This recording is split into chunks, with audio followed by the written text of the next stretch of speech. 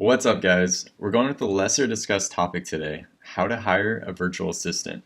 I'm Ryan Bourne, the founder of Cloud Campaign, a powerful social media marketing tool designed for SMBs and agencies alike. Let's be honest, when it comes to marketing, there are two sides to it. There's the fun, creative side, and then the mundane, repetitive side. No one really likes doing the mundane part of marketing, but it's a crucial step in achieving success.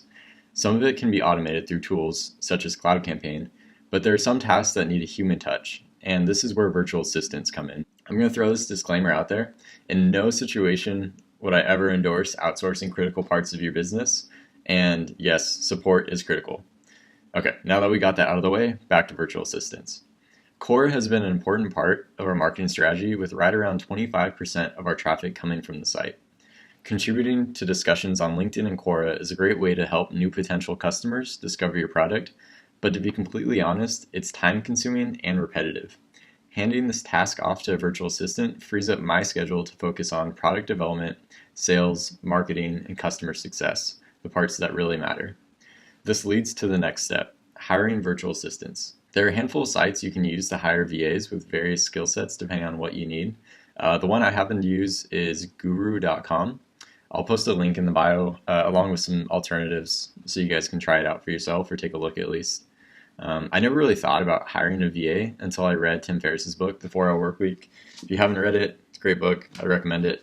There's a lot of stuff in there. Definitely pick and choose, what you take advice from and what you decide to use. But that's something that I thought was interesting. Hadn't really thought of doing it before, and there's some good takeaways. So he laid out some great advice when it comes to the hiring process, and I'll relay it to you here. Number one, hire through an agency, not an individual. The thing is, if someone gets sick or suddenly stops responding, an agency will find a replacement and things are going to continue on as if nothing happened. The same isn't always true for individuals. The first virtual assistant that I actually hired was an individual, super impressive background.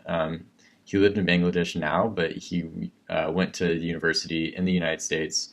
But 2 days after our initial discussion, he sent me a message saying that he was visiting his village where he wouldn't have internet. I told him no worries at all, let's get started once you get back, and didn't hear from him ever again. So with an agency, they'll find a replacement and they'll quickly help you solve those issues and put you in touch with the right person, versus with an individual, then I had to go back to the hiring process and find another virtual assistant to help me out. Another advantage of agencies is the infrastructure that they have in place for reliable computers and internet. Number two, be explicit in what you want. Clearly state how many hours a week you want the individual working and the task you want completed. Give an example of a completed task and have them reiterate in their own words what it is that you want done. There's nothing worse than getting an invoice a week later for 8 hours of a task you didn't need completed. For us, I clearly stated that I wanted a VA that was okay with working only 2 hours a week, and the task would include finding relevant discussions on LinkedIn and Quora and contributing to them by one, most importantly, providing value in the discussion, and then two, mentioning our product if it was relevant.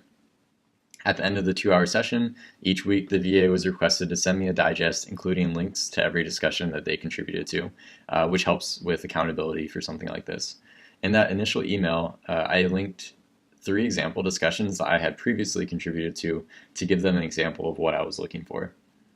And the one last piece of advice I would recommend would to be not outsource any tasks that you haven't completed yourself and that you don't fully understand all the implications for.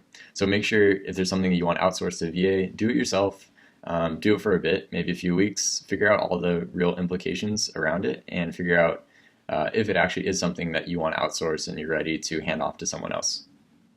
If you've hired a VA or know of any other sites that have a good reputation for hiring virtual assistants, please share in the comments below for everyone else.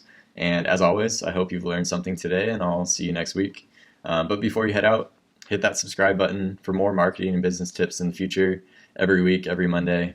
Until next week, talk to you guys later.